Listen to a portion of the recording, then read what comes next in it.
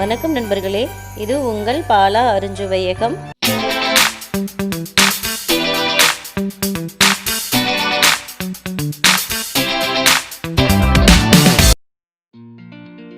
இன்றைக்கி நம்ம பாலா அருஞ்சுவையகத்தில் உடலுக்கு மிகவும் ஆரோக்கியமான தூதுவளை ரசம் எப்படி செய்கிறதுன்னு பார்க்கலாம். அதற்காக நான் கொஞ்சமாக தூதுவளை பறிச்சுட்டு எடுத்து வச்சுருக்கேன்.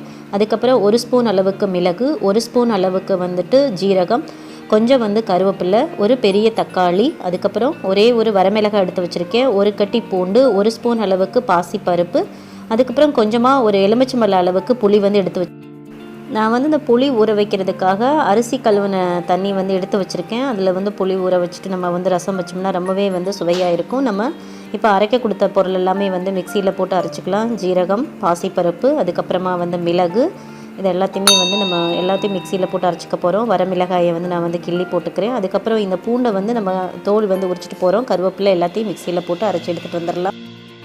அரைக்க கொடுத்த பொருளெல்லாம் மிக்சியில் போட்டு அரைச்சிட்டேன். அதுக்கப்புறமா அந்த புளியையும் நான் அந்த அரிசி கழுவிய நீரில் ஊற வச்சுருக்கேன். ஒரு தக்காளி எடுத்து அந்த புளி தண்ணியிலேயே நான் நல்லா பிசைஞ்சு வச்சுருக்கேன். வாங்க ரசம் நம்ம செய்ய ஆரம்பிச்சிடலாம்.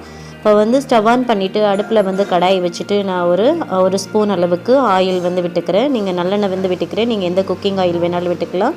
ஆயில் சூடானதுக்கப்புறமா நான் கொஞ்சமாக ஒரு 1/4 டீஸ்பூன் அளவுக்கு கடுகு போட்டாச்சு. கடுகு வெடிக்கட்டும். இப்போ கூடவே நம்ம 1/4 டீஸ்பூன் அளவுக்கு ஜீரகம் ஆட் பண்ணிக்கிறேன். ஜீரகம் போட்டதுக்கப்புறமா ஜீரகம் கொஞ்சம் பொரிஞ்சு வரட்டும். இப்போ கூடவே கொஞ்சமாக ஒரு 1/4 டீஸ்பூன் அளவுக்கு கடலைப்பருப்பு ஆட் பண்ணிக்கிறேன்.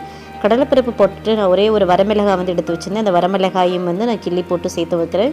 கூடவே நம்ம அரைச்சி வச்ச ரசத்துக்கான மசாலாவையும் போட்டுடலாம். போட்டுட்டு நம்ம கிளறி விட்டுடலாம். இதுக்கப்புறமா நம்ம எடுத்து வச்சிருந்த கருவேப்பிலையும் போட்டு நம்ம கிளறி விட்டுடலாம். இது கூட நான் ஒரு 1/4 ஸ்பூன் அளவுக்கு மஞ்சள் தூள் ஆட் பண்ணிக்கிறேன். மஞ்சள் தூள் போட்டுட்டு நம்ம கிளறி விட்டுடலாம்.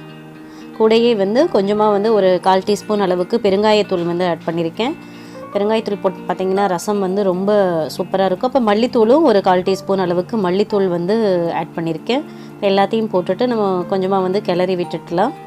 தூதுவளையில் பார்த்திங்கன்னா அவ்வளோ மருத்துவ குணங்கள் தூதுவளையில் ரொம்பவே ஜாஸ்தியாக இருக்குது. தூதுவளையை நம்ம சாப்பாட்டில் சேர்த்துக்கிறது ரொம்பவே நல்லது. பல விதங்களில் நம்ம தூதுவளையை எடுத்துக்கலாம்.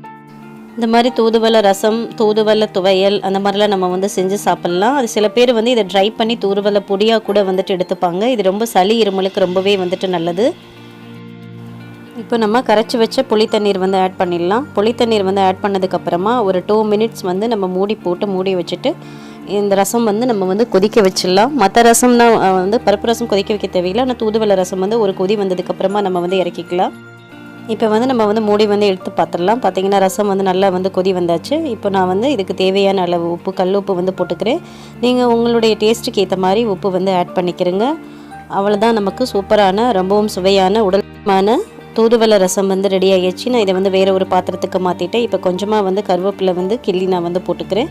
நீங்கள் இதை வீட்டில் செஞ்சு பாருங்கள். தூதுவளையில் பார்த்தீங்கன்னா அவ்வளோ ஹெல்த் பெனிஃபிட்ஸ் இருக்குது. இது புற்றுநோய்க்கு கூட சிறந்த மருந்தாக இருக்குது. அதுக்கப்புறமா ஞாபக மறதி இருக்கிறவங்க இதை எடுத்துக்கிறப்போ நல்லா ஞாபக சக்தி அதிகரிக்கும். உடலில் கபம் அதிகரித்து அதனால் சளிக்காய்ச்சல் அதுக்கு ஒரு சிறந்த தீர்வு நம்ம இந்த தூதுவளை தான். தூதுவளைக்கு பார்த்திங்கன்னா சிங்கவள்ளி, அதுக்கப்புறம் ஞானப்பச்சிலை, அப்படி நிறைய பேர் இருக்குது. ஆரோக்கியமான உணவுகளை சாப்பிட்டு உடல்நலம் காப்போம். உணவே மருந்து. உங்கள் பாலா அருஞ்சுவையகம். நன்றி, வணக்கம்.